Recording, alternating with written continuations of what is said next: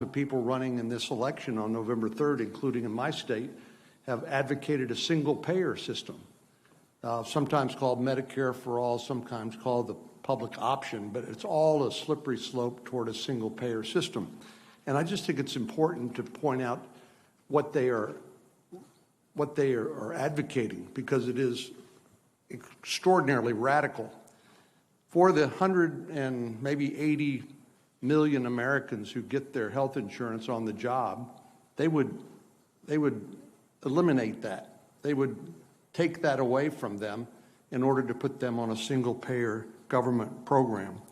Medicare, as we know, has its own financial problems, and something we obviously need to shore up. It's a commitment we've made to our seniors that if you pay into the Medicare program, you're going to have health coverage when you become eligible. But dumping 330 million people into the Medicare program in a single-payer system will bankrupt it. And we know that providers depend on a payment mix between Medicaid, Medicare, and private insurance in order to pay the bills. Without the private insurance premium or payments, our healthcare providers, our hospitals, including those in rural parts of our states, would be bankrupt. So I just think it's really important to just lay out the facts here. This is all for show. They have given up on the ACA because they realized that it did not fulfill the promises that were made when it passed. Now it's unaffordable to most ordinary Texans and Americans. And so they have thrown that out the window in favor of a single-payer system. And finally, you know, Senator Schumer said everything is on the table if they win the majority. I think you've observed, Mr. Chairman, that if the shoe were on the other foot, we have no doubt what they would do under these circumstances. But beyond that, Senator Schumer has said that the legislative filibuster is in jeopardy, that they will turn this into simply a partisan body where you don't need to do the hard work to get bipartisan support. They would consider turning D.C. into a state, and the state would get 2 senators. Puerto Rico, a state, and get 2 senators. They want to permanently transform this country. This isn't about incremental change. This is about revolutionary changes in our country. And then finally, as we've all observed, they're advocating packing the Supreme Court with additional partisan judges. And as Ruth Bader Ginsburg pointed out, there goes the crown jewels of the American Republic, which is our independent judiciary. It becomes nothing but another political body, a second legislative or political branch. So I just wanted to take a minute and thank you for your patience to lay out my thoughts and observations with regard to these theatrics with which our Democratic colleagues are presenting us today. This is all for show. This is to try to capture a narrative which is simply false and to cover up what they are really about. So thank you, Mr. Chairman. Thank you, Senator Cornyn, and I agree with what you said. Why don't we do the business of the committee? We had a few more judges and the subpoena request. Let's get through that, and I'll stay around, and anybody who wants to speak will do so. On the motion to report the nomination of Benjamin J. Beaton to be United States District Judge for the Western District of Kentucky, favorably to the floor, the clerk will call the roll. Mr. Grassley. Aye. Mr. Cornyn. Aye. Mr. Lee. Aye. Mr. Cruz. Aye. Mr. Sass. Aye. Mr. Hawley. Aye. Mr. Tillis. Aye. Ms. Ernst. Mr. Crapo.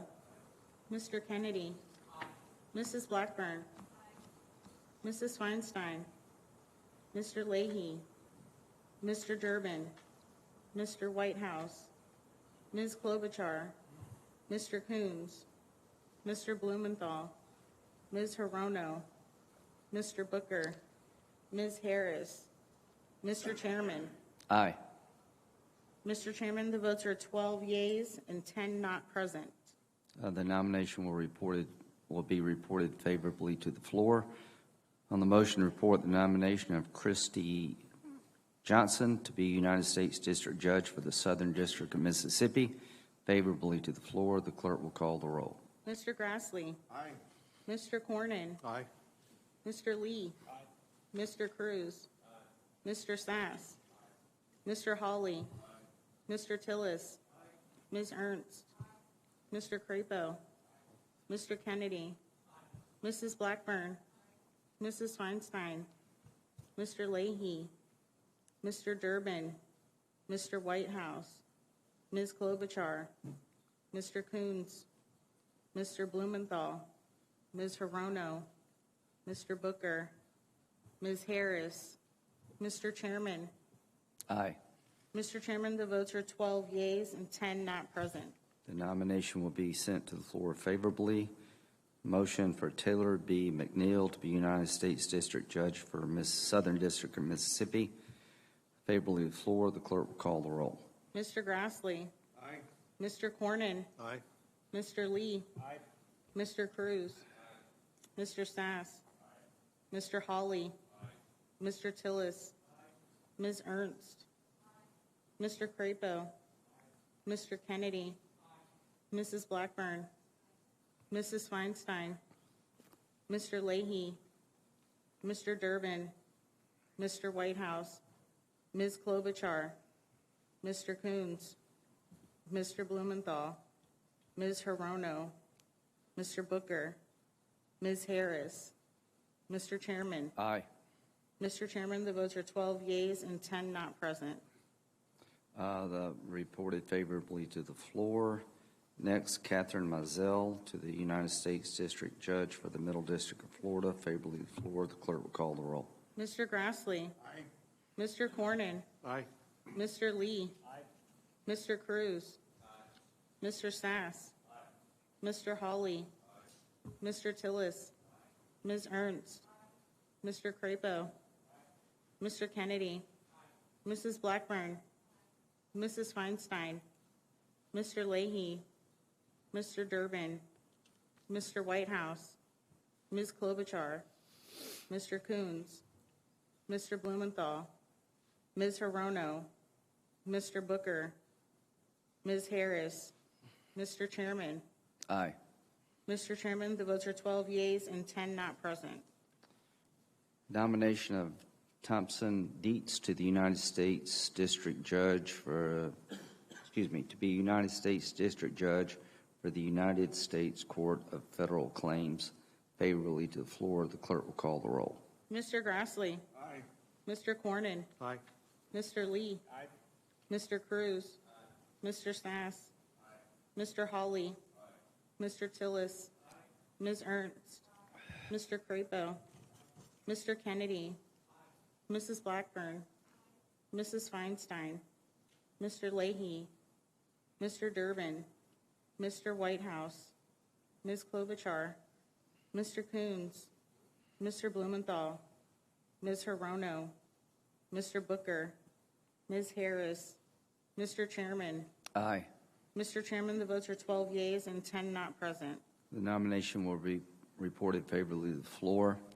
Now we have a subpoena request. I've been asked by my Democratic colleagues to hold it over, and I think there's a lot of interest on the other side of getting some of the social media folks here to answer questions about their platforms. So I'm going to move forward with the request today for the subpoena, hopefully give us some leverage to secure their testimony. I move to vote on the chairman's October 22nd, 2020 motion to authorize subpoenas to Mark Zuckerberg and Jack Dorsey relating to online content modernization. The clerk will call the roll. Mr. Grassley. Aye. Mr. Cornyn. Aye. Mr. Lee. Aye. Mr. Cruz. Mr. Sass. Mr. Hawley. Mr. Tillis. Ms. Ernst. Mr. Crapo. Mr. Kennedy. Mrs. Blackburn. Mrs. Feinstein. Mr. Leahy. Mr. Durbin. Mr. Whitehouse. Ms. Klobuchar. Mr. Coons. Mr. Blumenthal. Ms. Hirono. Mr. Booker. Ms. Harris. Mr. Chairman. Aye. Mr. Chairman, the votes are 12 yeas and 10 not present.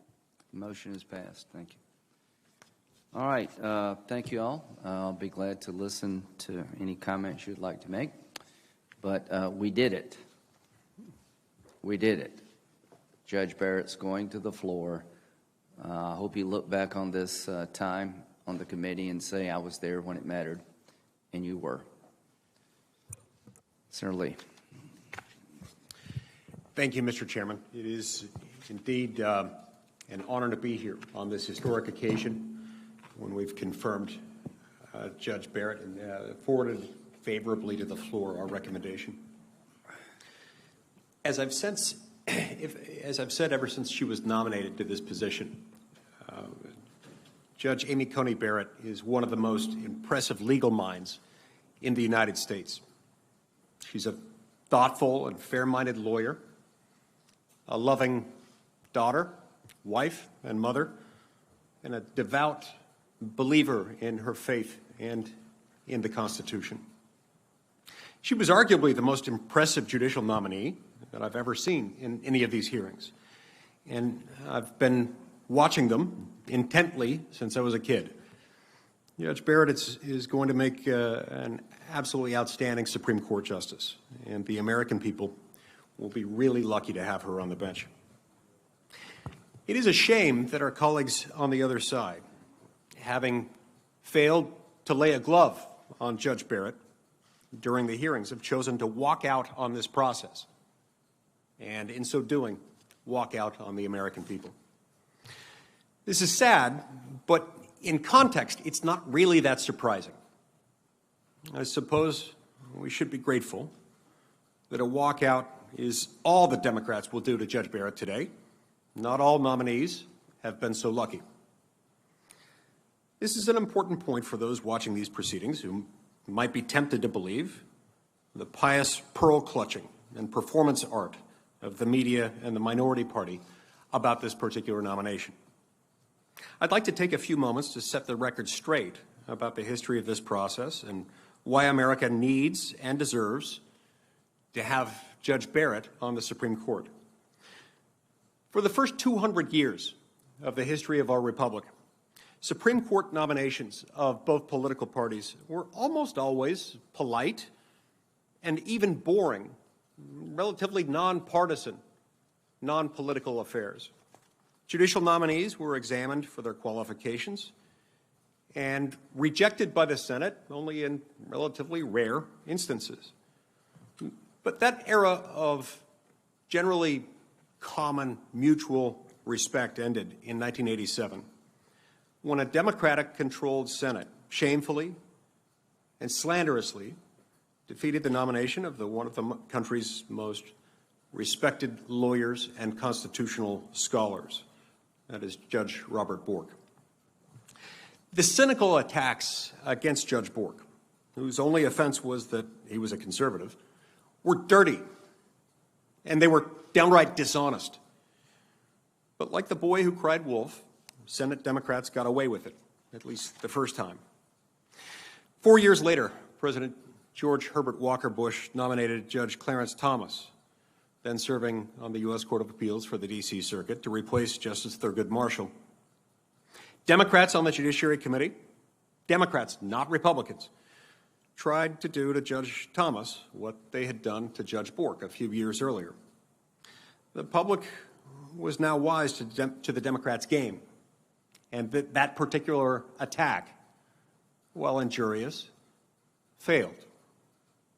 So they resorted to the next tactic, organizing what Thomas rightly called a high-tech lynching of a black man who dared disagree with the rich white liberals who ran the Democratic Party. When Democrats won back the White House in 1992, when the shoe was put on the other foot, Senate Republicans did not retaliate. Senate Republicans did not respond the way they did. They did not respond in kind. In 1993, the famously liberal Judge Ruth Bader Ginsburg was confirmed to the Supreme Court with 96 votes. In 1984, Judge Stephen Breyer was confirmed with 87 votes. They went low, and in response, we went high. Now, did Republicans' good faith behavior influence or improve the Democrats' behavior? No.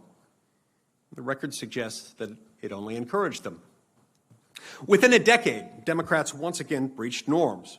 They unilaterally escalated their war over the judiciary by filibustering, for the first time in history, a judicial nominee, Miguel Estrada. Mr. Estrada was, and remains to this day, one of the most respected lawyers and constitutional scholars in the country.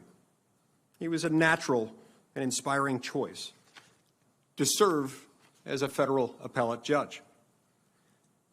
But to the left, you see, that was precisely the problem. Mr. Estrada was Latino and brilliant and charismatic and young and widely seen as a future nominee to the U.S. Supreme Court. So the left decided to strangle Mr. Estrada's nomination with false, insincere attacks and unprecedented obstructionism. They filibustered Mr. Estrada's nomination. Not once, not twice, but 7 times. Fan service to hateful leftist groups who were vilifying an honorable man in a revolting tantrum of political cynicism and blatant racial condescension.